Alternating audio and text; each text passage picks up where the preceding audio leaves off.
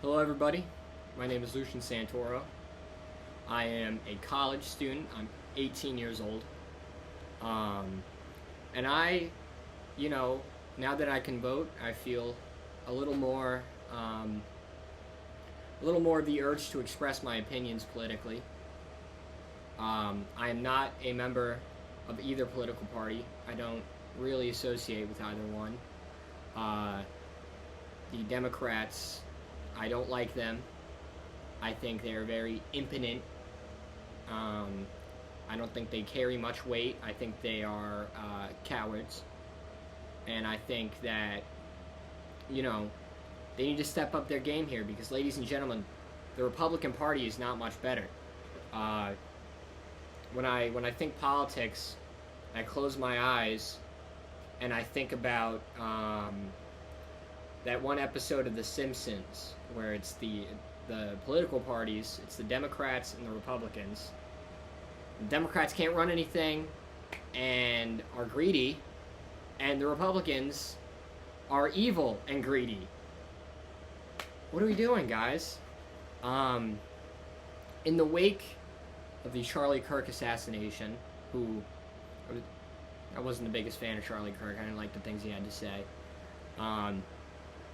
But this guy gets assassinated. And then people start making jokes about it online. I don't know if you guys remember, like COVID, like the BLM stuff.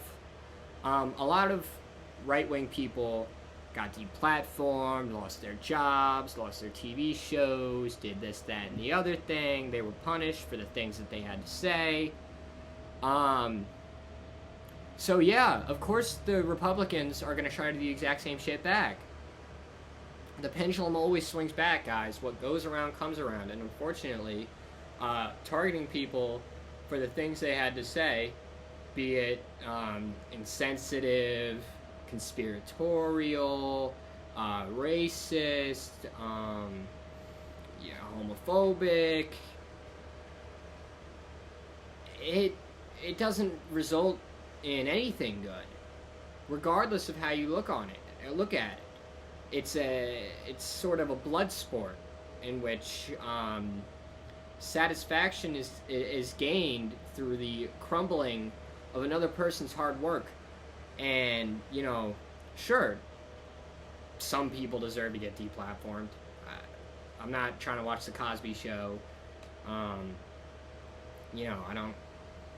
don't think, like, uncut.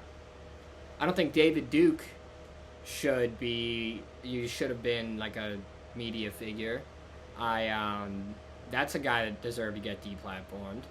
But for the most part, you get,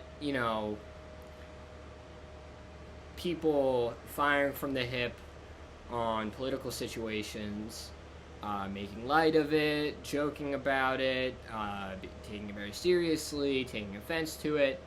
But for someone to try to go after someone's work, someone's job, or for something they said, I think it's lazy.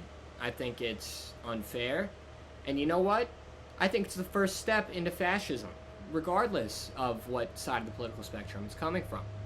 I think that, the first way when you start to strangle the population, the first finger that gets tight around the throat is the finger that protects, or that represents speech. So when they start to constrict that, when they start to, they do like the Darth Vader thing where he's like, he fucking strangles that guy. More fingers are coming. More fingers are coming around your throat. Fingers are gonna go into your eyes.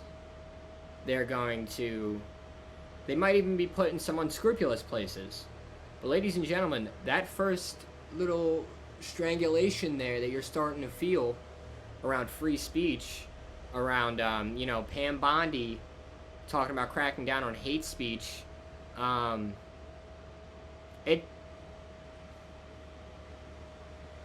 An avalanche doesn't start off as tons and tons of snow falling down the mountain. It starts as a singular leaf, maybe a vibration, a footstep, something small. And then it grows. It gets bigger, it gets worse, it gets scarier. Until it's so unstoppable, you can't do anything about it, and it wipes you flat. I don't like to see that, guys. We've been through McCarthyism. The Red Scare happened twice. We want to do that again? And this one goes out to all the Republicans out there, guys. If you don't really like what Pam Bondi's trying to do for free speech or this restriction thing, imagine what happens when the pendulum swings back and it's some crazy liberal that you don't like, that with the dangerous leftist ideology, starts using the same power structure, the same system, the Palantir system, whatever, to start coming after you guys and doing the same thing that you guys are doing to them now. It's not going to look good, guys. We're going to have Palantir scouring Activision databases to find recordings of young men saying the N-word. If you said the N-word in a COD lobby, wait till some crazy liberal gets in office. Wait till they keep Palantir there. I want to shout out J.D. Vance for allowing these tech scumbags into office. I want to shout out Peter Thiel. Peter Thiel, do you think the humanity deserves to exist?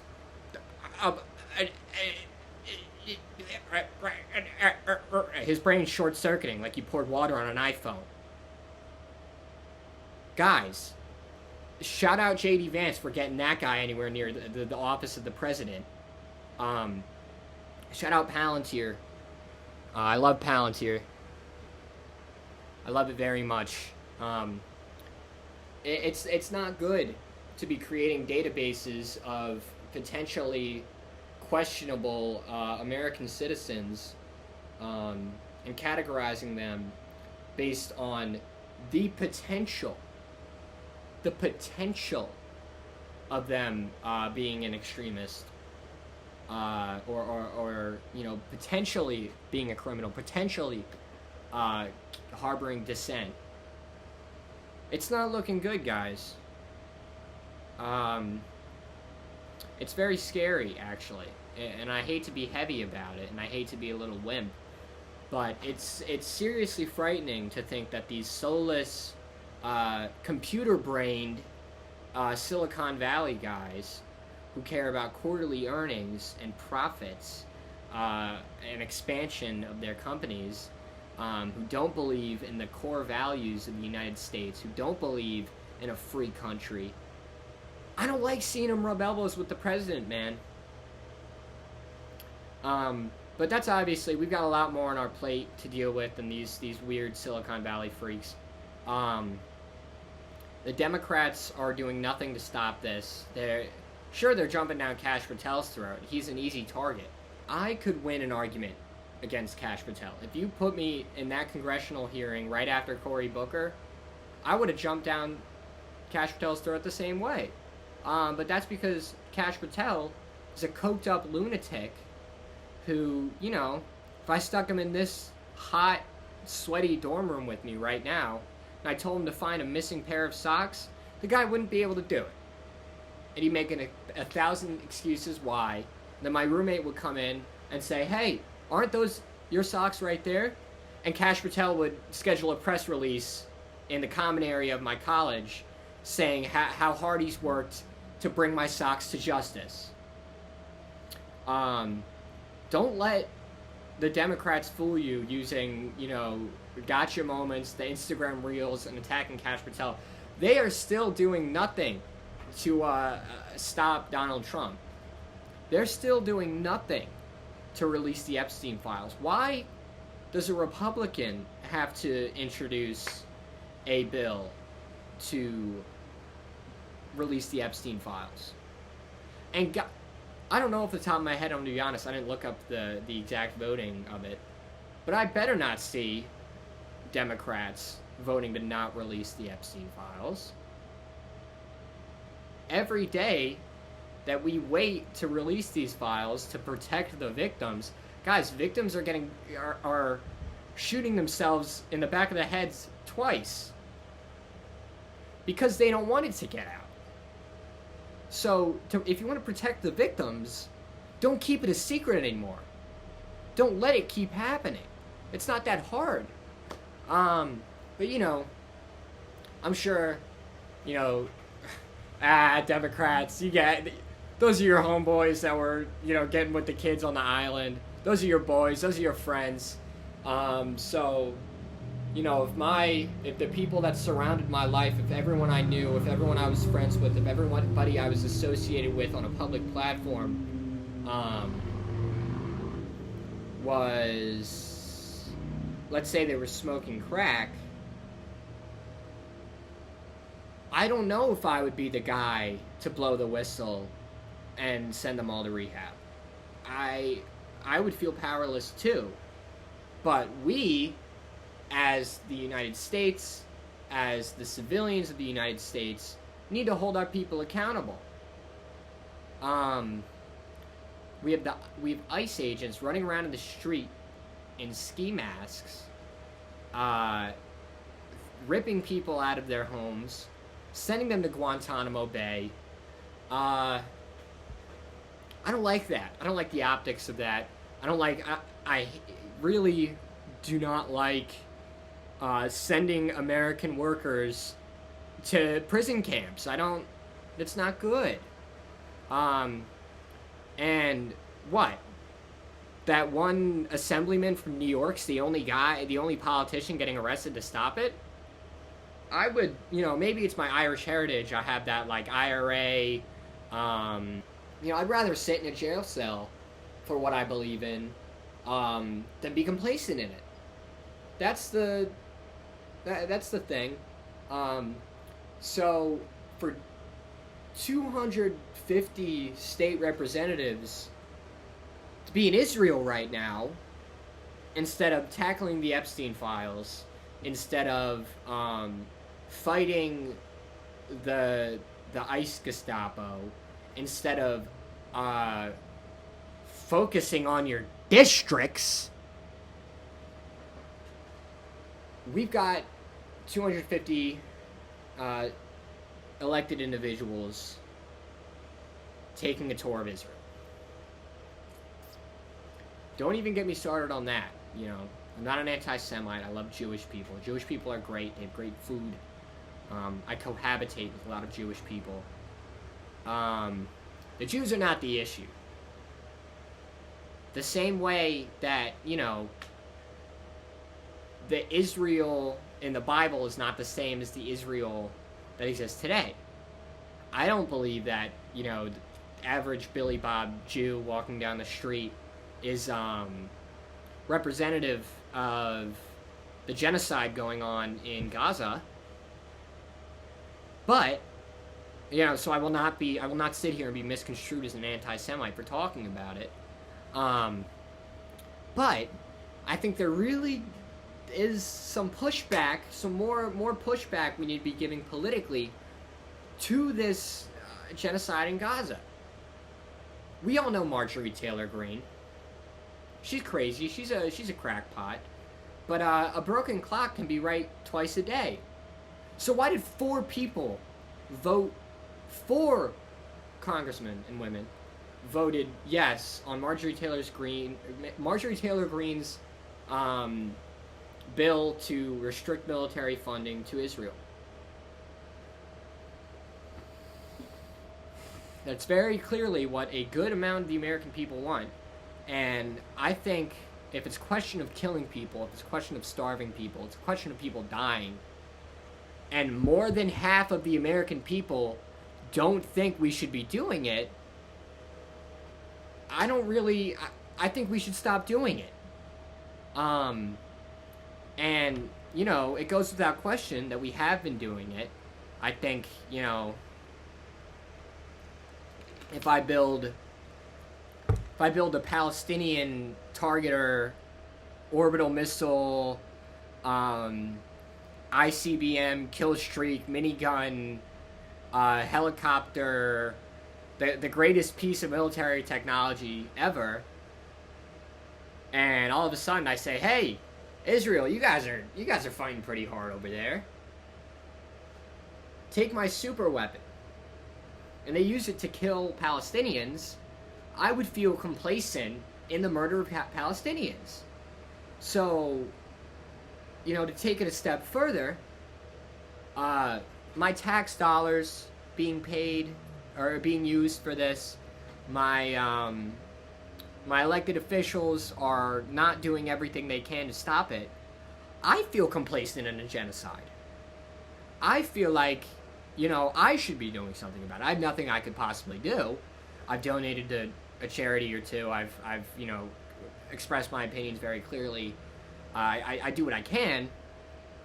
But what's that gonna do? My $15 is gonna go to Netanyahu and he's gonna be like, this boy donated $15. The Americans must be serious about this. I think we should stop the war in Gaza. No. Ladies and gentlemen, I implore you to start paying attention to things. Don't worry about identity politics. Don't worry about whose side is who. I'm an independent. This is how I look at it. Ladies and gentlemen, I know it's tried. I know it's boring. I know it's been said 1,000 times before. But we are one country. We are one people. And to get split down party lines and to say, oh, we don't want to work with the right anymore because the right's violent extremists. Oh, we don't want to work with the left anymore because they want to laugh at Charlie Kirk getting shot. We've got some serious issues we need to address here. This fist fight between two parties can be postponed because we're fist fighting, and while we're fist fighting, we're throwing blows at each other. There's a tank rolling down right 3 feet in front of us. That's not going to stop. There's more serious issues at hand here. So I urge anybody that's serious about anything to stop getting divided along political lines. Work together. Get serious. So yeah, I advise you, ladies and gentlemen, to pay attention to the way things are going. Because it's never too late. Well,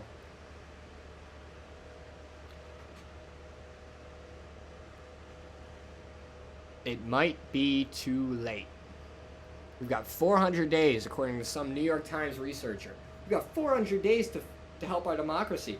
If you guys want to vote again, it's time to get serious. And it's time to stop worrying about, who's on what side. Oh, the Republicans did this. Well, we got to do this because we're the left and we need to get back at them. The Republicans, oh, no, we can't let the left get away with that.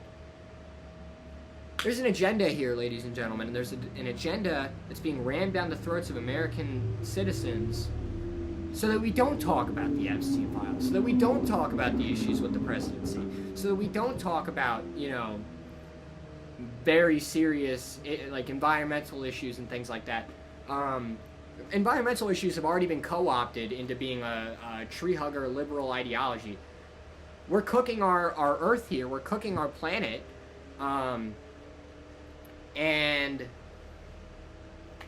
But hey, did you see Gavin Newsom owning Trump on Twitter? That's what we should be worrying about right now. Gavin Newsom's tweets instead of anything else. So ladies and gentlemen, I apologize. It was very disjointed, stuttery rant, and I'm probably just going to upload this in my entirety, or in its entirety, because I can't video edit. I've done it 3 times, or 2 times, and both of which are up on my YouTube channel, and that's it. Those are the only fortes I've taken into editing. So I have no skill, and I can't be bothered to edit out every stutter, every or so I'm going to have to get better at that as time goes on. But I appreciate anybody that's been listening for this long. I know my voice is very nasally, and it's probably hard to listen to, but I appreciate it nonetheless. In all, I urge you guys to, love thy neighbor. I'm not even religious, but that's good advice. Love your countrymen. Appreciate what other people have to say, and respect reality.